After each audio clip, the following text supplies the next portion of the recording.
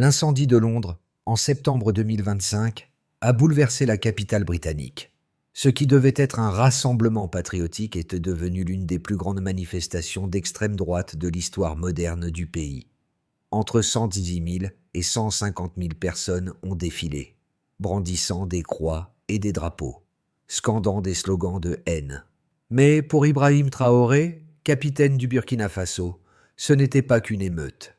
C'était un miroir, un reflet de la violence historique de l'Empire, qui revenait détruire ceux qui l'avaient exporté. L'émeute de Londres ne représente pas seulement un instant de violence, mais un tournant dans la façon dont le monde voit les anciennes puissances coloniales. Alors que les manifestants se rassemblaient, brandissant leurs symboles de suprématie, les yeux du monde étaient braqués sur eux. Mais ce qui s'est vraiment joué à Londres, selon Ibrahim Traoré, c'était bien plus qu'un simple soulèvement d'extrême droite. Il a vu dans ce chaos une manifestation d'une vérité qui émergeait lentement, le miroir de l'Empire. Le Royaume-Uni, autrefois symbole de la domination mondiale, était désormais confronté à son propre déclin. Traoré n'a pas vu ce qui s'est passé à Londres comme une vengeance, mais comme une révélation. Une occasion pour l'Afrique de faire face à l'héritage du colonialisme et de redéfinir sa propre souveraineté. En d'autres termes, ce qui brûlait à Londres n'était pas simplement du feu, mais un message. Un message pour le monde entier, un avertissement que l'Empire, dans sa chute, met en lumière des failles profondes que tout le monde, même les anciennes colonies, devrait maintenant regarder. Le 13 septembre 2025, un événement qui semblait être une simple marche patriotique a éclaté en une violence sans précédent dans le centre de Londres. Entre 110 000 et 150 000 personnes se sont rassemblées sous les drapeaux de l'Union Jack et des croix chrétiennes, scandant des slogans de haine et attaquant la police. Au départ, la manifestation avait pour but de célébrer l'unité du Royaume-Uni, mais elle a rapidement tourné à la violence. Des pierres ont été lancées, des bouteilles brisées et des fusées éclairantes ont illuminé les rues. La police métropolitaine a qualifié cet événement de violence extrême et sans précédent. 26 agents ont été blessés, dont 4 grièvement, et 25 personnes ont été arrêtées. Mais cette explosion de colère n'a pas surpris Ibrahim Traoré, capitaine du Burkina Faso. Selon lui, l'émeute de Londres était bien plus qu'un simple incident isolé. C'était un miroir, un reflet de l'héritage colonial britannique qui, même après des siècles de décolonisation, continue d'influencer le monde moderne. Traoré n'a pas vu cette violence comme un signe de déclin de l'Empire britannique, mais plutôt comme une confirmation d'un système mondial plus vaste. Pour lui, le racisme et la suprématie blanche ne sont pas des phénomènes isolés, mais des manifestations d'un système économique et politique mondial qui a ses racines dans le colonialisme. Les émeutes de Hong Kong et de Londres ont révélé une vérité. L'Empire, loin d'être un souvenir du passé, est toujours vivant sous des formes nouvelles et inquiétantes. Traoré a vu dans cette violence un signe que les anciens empires, qui ont pendant des siècles exploité et déshumanisé d'autres peuples, sont désormais confrontés à leurs propres contradictions. Ce qui se passe dans les rues de Londres, a-t-il dit, est un écho de ce qui s'est passé en Afrique autrefois, et un avertissement de ce qui pourrait arriver si le monde continue à ignorer les racines profondes de la haine et de l'injustice. Ibrahim Traoré, capitaine du Burkina Faso, n'a pas simplement observé les émeutes à Londres comme un témoin extérieur. Pour lui, ce n'était pas seulement une manifestation de colère, mais un moment crucial de résonance historique. En tant que leader d'un pays africain qui a souffert des stigmates du colonialisme, Traoré voyait dans les violences de Londres un écho de son propre passé, un passé que l'Afrique cherche encore à se libérer. Le regard du monde s'est tourné vers l'Europe alors que des milliers de personnes étaient rassemblées dans les rues. Mais pour lui, l'Afrique regardait autrement, non pas avec un sentiment de triomphe, mais avec une compréhension plus profonde de ce que cela signifie lorsque les empires se confrontent à leurs propres démons. Traoré a rapidement dénoncé cette violence comme étant le reflet d'un système mondial plus vaste, où l'héritage de l'Empire n'a pas été effacé, mais plutôt reconstruit sous une nouvelle forme. Ces paroles ont frappé un cordon sensible dans le Sud global, où le colonialisme a laissé des cicatrices profondes. « Ce n'est pas une vengeance, disait-il, c'est une révélation. » Les émeutes à Londres n'étaient pas simplement une explosion de haine, mais une manifestation des contradictions d'un monde qui continue de vivre avec l'héritage du colonialisme. Son discours a eu un impact immédiat. En Afrique, ses paroles ont résonné auprès des jeunes et des intellectuels, offrant un cadre pour comprendre la violence dans un contexte global. Au lieu de voir Londres brûler comme une simple tragédie, Traoré a insisté sur le fait que l'Afrique devrait regarder cela comme une opportunité de redéfinir sa place dans le monde. Pour lui, ce n'était pas la fin de l'Empire, mais un avertissement que l'Afrique ne doit plus accepter passivement son rôle dans le système mondial. Le 13 septembre 2025, Londres a été secouée par l'une des plus grandes manifestations d'extrême droite de son histoire moderne. Des centaines de milliers de personnes ont envahi les rues, scandant des slogans violents et brandissant des symboles de suprématie.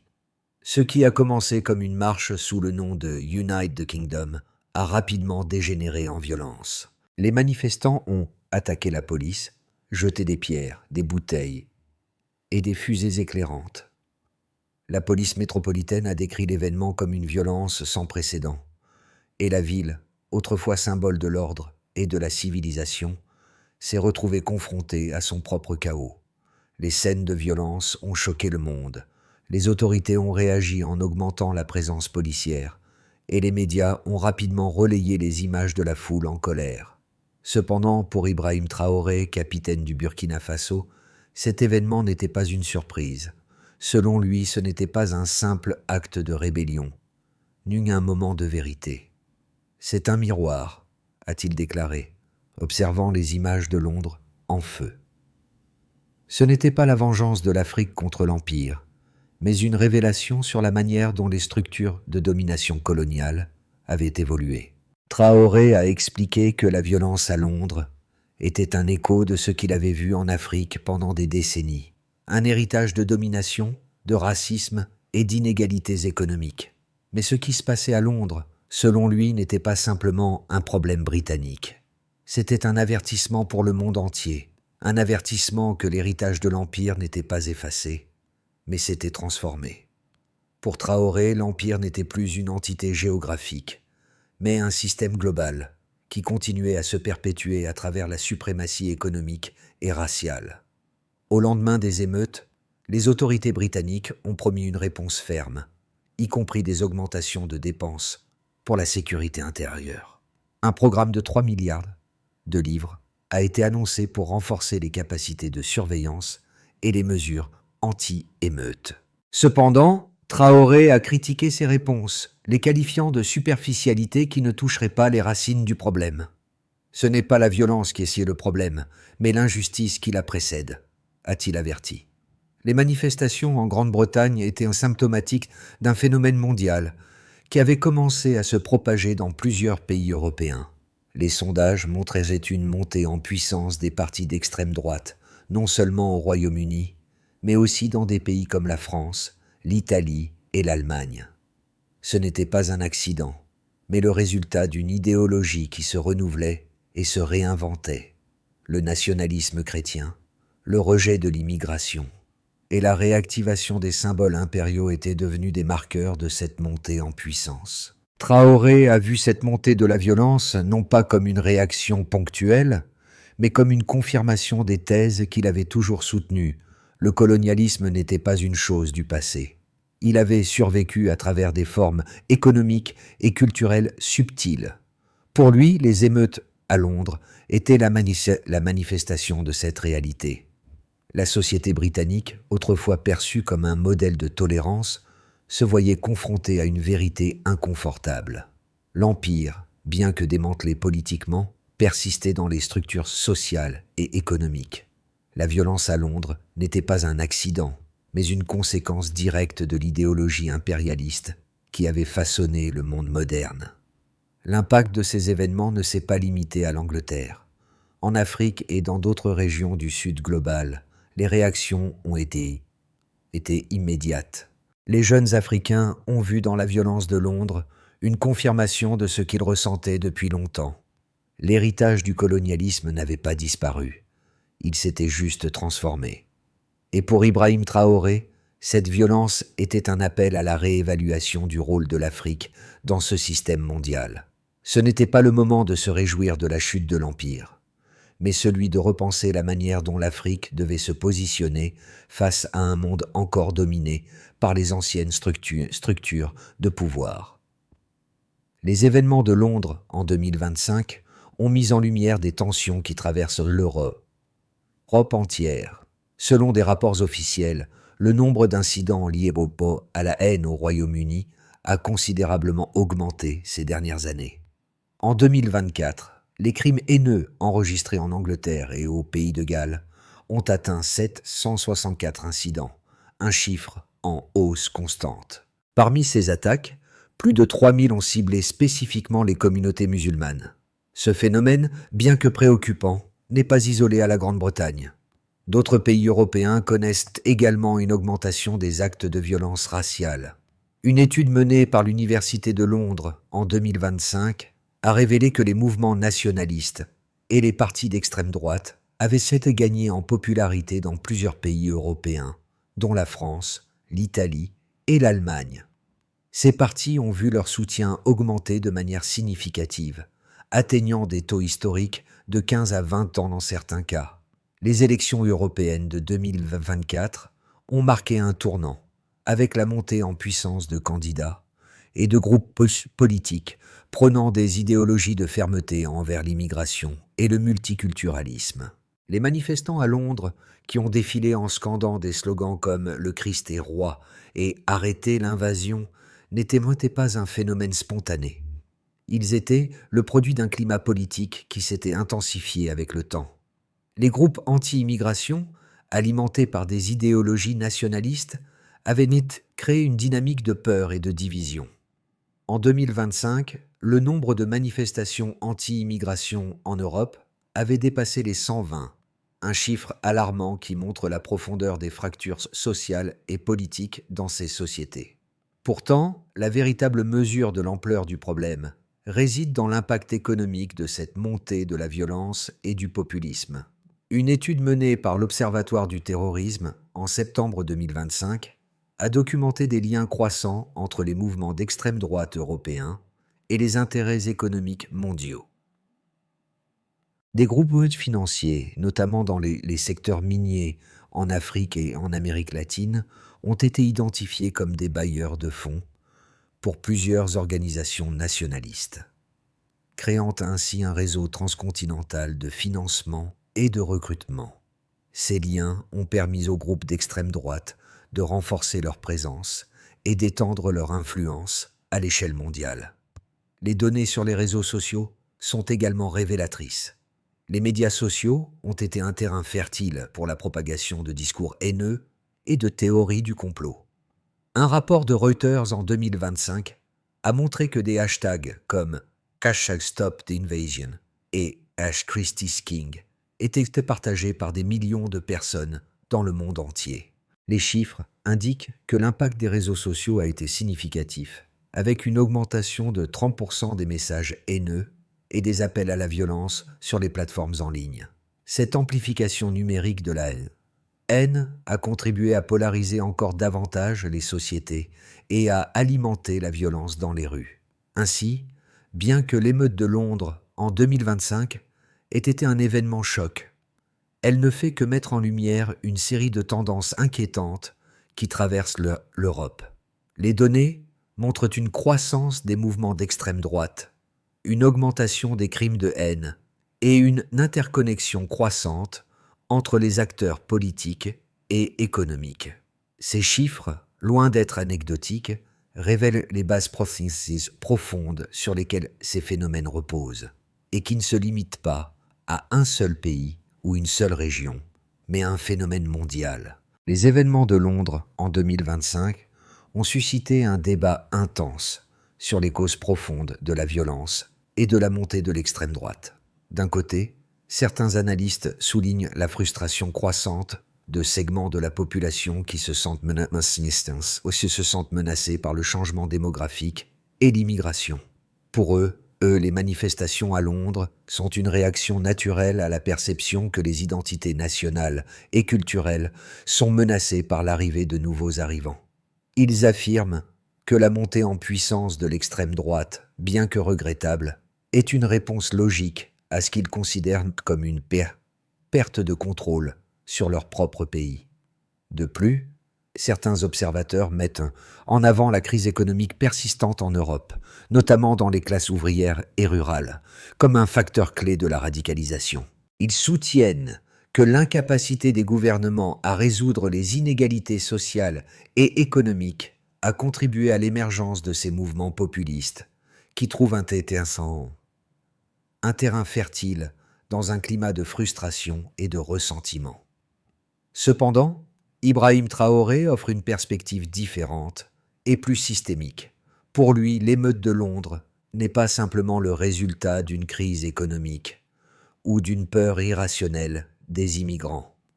C'est une conséquence directe d'un système mondial qui a été façonné par des siècles de colonialisme et de domination impériale.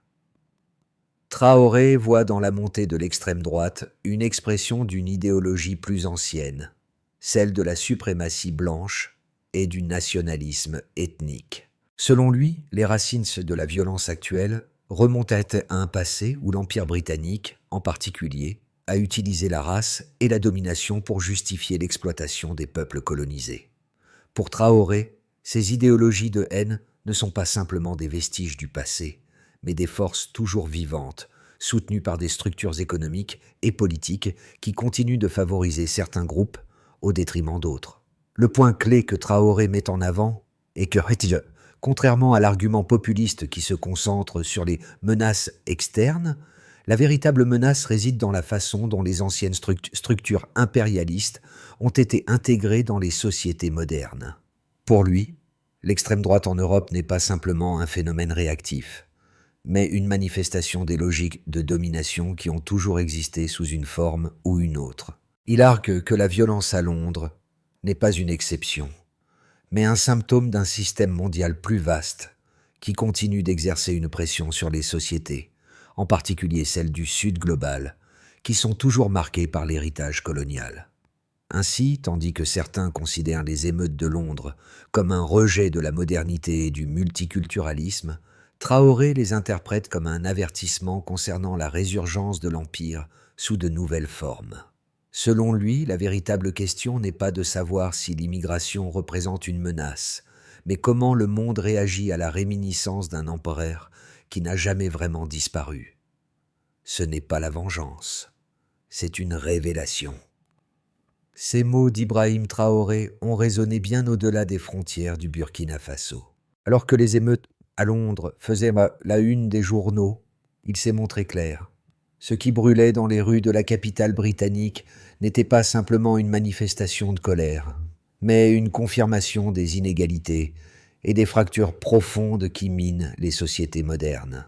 Ce qu'il a vu dans la violence de Londres, ce n'était pas un sursaut de frustration dû à des causes économiques ou culturelles, ni une manifestation de l'héritage impérial toujours vivant.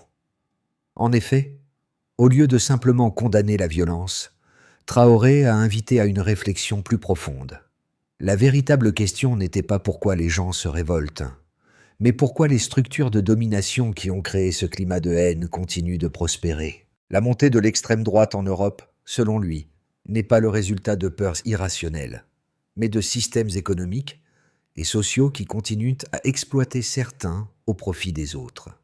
Dans ce sens, Londres est devenu un miroir de l'état du monde, un reflet d'une réalité que beaucoup préfèrent ignorer. Les vérités qui émergent ne sont pas seulement des critiques politiques, elles sont aussi un appel à repenser notre place dans un système mondial encore marqué par les cicatrices du colonialisme.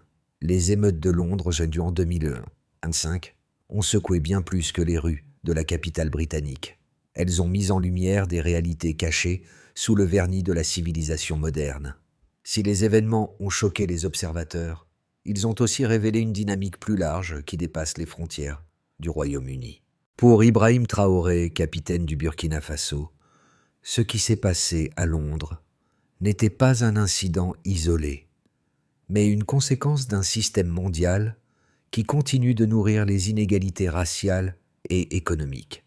La violence n'était pas seulement le fruit d'un désenchantement, ni le symptôme d'un monde où les hiérarchies de pouvoir, héritées de l'Empire, persistent sous des formes nouvelles. Le premier groupe à sentir l'impact de cette violence, ce sont bien sûr les victimes directes. Les personnes issues des communautés marginalisées, notamment les musulmans et les immigrants, ont été les principales cibles de l'extrême droite. Les attaques contre les mosquées, les agressions verbales et physiques contre les membres des communautés migrantes ont connu une hausse inquiétante après les émeutes. Le sentiment de peur et de vulnérabilité s'est intensifié au sein de ces groupes déjà fragilisés. De plus, les attaques ont également renforcé les clivages sociaux et politiques, polarisant davantage une société déjà divisée. Les tensions entre les groupes nationalistes et les défenseurs des droits de l'homme ont atteint des niveaux sans précédent, menaçant la cohésion sociale à long terme. Pour l'Afrique et les autres nations du Sud global, les événements à Londres ont également eu un impact profond. À travers le regard de Traoré, la violence en Grande-Bretagne a servi de rappel de l'héritage colonial encore présent dans les structures politiques et économiques mondiales.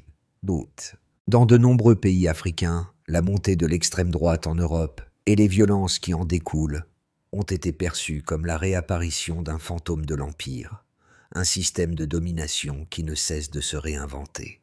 Cependant, au lieu de voir cela comme une occasion de triompher, Traoré a mis en avant l'importance de comprendre cette dynamique comme un moyen de réévaluer la position de l'Afrique dans le monde.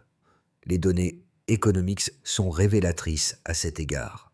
Alors que l'Afrique enregistre une croissance économique moyenne de 400% par an, des rapports suggèrent que les pays européens, notamment ceux confrontés à une montée du nationalisme, risquent de sombrer dans des crises économiques plus profondes. Le modèle économique de l'Afrique pourrait, dans les années à venir, être plus résilient face à l'incertitude mondiale, mais il doit également être réévalué pour inclure une vision plus inclusive de la souveraineté. Pour Ibrahim Traoré, l'enjeu n'est pas seulement de comprendre les événements de Londres, mais de réagir à cette réalité par une action collective et réfléchie au sein du Sud global. Il plaide pour une stratégie de développement qui mette l'accent sur l'autosuffisance et la souveraineté culturelle, loin des influences coloniales et impérialistes. Ainsi, les émeutes de Londres ne sont pas simplement une crise intérieure de la Grande-Bretagne, mais un événement mondial qui a mis en lumière les tensions profondes d'un monde globalisé encore régi par des forces anciennes. La réaction de l'Afrique, loin de se limiter à une simple condamnation, doit être celle d'une redéfinition de son rôle dans le monde, en cherchant à guérir les blessures du passé, tout en forgeant un avenir plus équitable. À mesure que les répercussions des émeutes de Londres se font sentir, 3 scénarios possibles se dessinent, un pour l'avenir de l'Europe et du monde. Selon Ibrahim Traoré, chacun de ces scénarios met en lumière des défis différents auxquels l'Occident et l'Afrique devront faire face. Dans un premier scénario, l'Europe cherche à maintenir une stabilité précaire. Les gouvernements européens augmenteront la surveillance, durciront les lois contre les groupes extrémistes et investiront dans des stratégies de répression plus sévères. Les manifestations et les violences liées à l'extrême droite continueront, mais de manière plus fragmentée et localisée. L'UE pourrait adopter des politiques d'intégration plus strictes, espérant apaiser les tensions internes. Toutefois, ces mesures risquent de renforcer les fractures sociales et de provoquer une radicalisation encore plus profonde dans certaines communautés. L'impact de cette situation pourrait conduire à une forte polarisation politique, avec une exacerbation de la division entre les partis nationalistes et les forces progressistes. Dans un deuxième scénario, plus optimiste, l'Europe, confrontée à sa propre crise intérieure, décide de réévaluer son modèle économique et social. La montée du nationalisme pourrait inciter à une introspection et à une révision des politiques d'immigration, d'égalité raciale et de justice sociale. Dans ce scénario, les pays européens prendraient des mesures pour réconcilier les différentes communautés et réparer les injustices historiques liés à l'Empire. Ce processus de réconciliation ne serait pas facile, mais il pourrait conduire à une plus grande cohésion sociale et à une Europe plus unie, consciente de son passé et prête à aborder les défis du futur avec une vision inclusive. Dans un troisième scénario, plus sombre, l'Europe se replie sur elle-même, l'extrême droite prenant de plus en plus de place dans le paysage politique. Les tensions raciales, les politiques d'immigration restrictive et les inégalités économiques non résolues entraîneraient une montée de la violence et de l'instabilité sociale.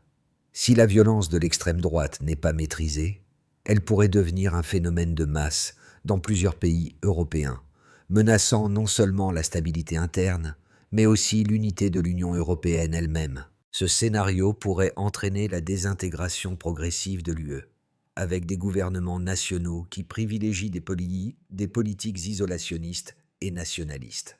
Dans tous ces scénarios, l'Afrique devra naviguer dans un monde où l'Occident est confronté à sa propre remise en question. Si l'Europe choisit la répression ou le repli, cela pourrait affecter négativement les relations commerciales et diplomatiques avec l'Afrique. Toutefois, si l'Europe prend un virage vers l'inclusivité et la justice sociale, cela pourrait ouvrir la voie à une coopération plus équilibrée.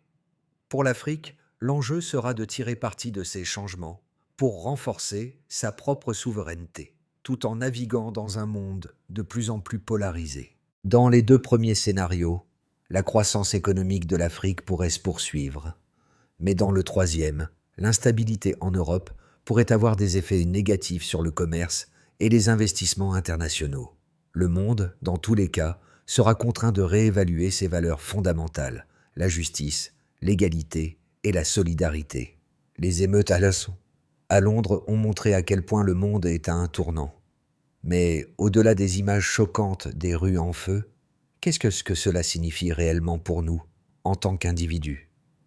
Si Ibrahim Traoré a raison, et que les événements de Londres sont un miroir reflétant les fractures profondes de notre monde, cela nous pousse à nous interroger. Quel rôle jouons-nous dans cette dynamique? Le message de Traoré n'est pas seulement politique, il est profondément humain. Il s'adresse à ceux qui ont été ignorés, marginalisés et déshumanisés pendant des siècles. Mais il s'adresse aussi à nous tous, où que nous soyons dans le monde. La réalité des émeutes de Londres, des manifestations de haine, des attaques contre les minorités et les communautés immigrées ne peut plus être ignorée. Ce qui se passe dans les rues de Londres pourrait bien se reproduire ailleurs, si nous continuons à fermer les yeux sur les racines de ces violences, les inégalités économiques, la haine raciale et l'absence de réconciliation. Il n'y a pas de solution facile, mais il est de notre responsabilité collective de changer les choses. Pour les jeunes générations en Afrique et ailleurs, dans le Sud global, Traoré offre une perspective différente. Il leur montre que le monde ne se résume pas à la domination du passé, mais à la possibilité de se réinventer et de redéfinir ce que signifie être souverain, juste et digne. C'est un appel à l'action, mais aussi à la réflexion. Comment allons-nous, individuellement et collectivement, répondre à ce miroir que le monde nous tend aujourd'hui? La question fondamentale est donc simple. Allons-nous continuer à regarder de l'autre côté, ou allons-nous enfin faire face à la réalité et, peut-être, faire partie de la solution? Tout d'abord, il est crucial de promouvoir une conscientisation collective. Cela passe par une éducation inclusive, qui ne se contente pas d'enseigner l'histoire officielle, mais qui reconnaît les erreurs du passé, y compris le colonialisme et ses impacts. Les écoles et les institutions éducatives, tant en Europe qu'en Afrique, devraient faire un effort conscient pour intégrer des programmes qui favorisent une meilleure compréhension mutuelle et une réévaluation des concepts de souveraineté, de dignité et de respect. Ensuite, une approche de réconciliation doit être mise en place. Il ne s'agit pas seulement de traiter les conséquences de la violence, mais de réparer les torts causés par des siècles de domination. Cela pourrait inclure des mécanismes de réparation pour les descendants des peuples colonisés, ainsi que des politiques de justice sociale pour corriger les inégalités structurelles qui perdurent encore aujourd'hui. Enfin, pour que l'Afrique puisse réellement s'épanouir, il faudra repenser les relations économiques mondiales. Les pays du Sud global doivent se libérer des chaînes économiques héritées de l'Empire. La coopération doit se faire sur un pied d'égalité, et non sous l'ombre d'une domination économique ou culturelle. Cela inclut le soutien à une croissance durable, au commerce équitable et à l'autosuffisance dans des domaines clés comme l'éducation, la santé et l'énergie. Ces 3 étapes ne sont pas faciles à accomplir, mais elles sont essentielles pour garantir un avenir plus juste et équitable, à la fois pour l'Europe et pour le Sud global. Si nous voulons éviter que des événements comme ceux de Londres ne se reproduisent, il nous faut d'abord faire face aux racines de la violence et travailler ensemble pour un monde plus inclusif.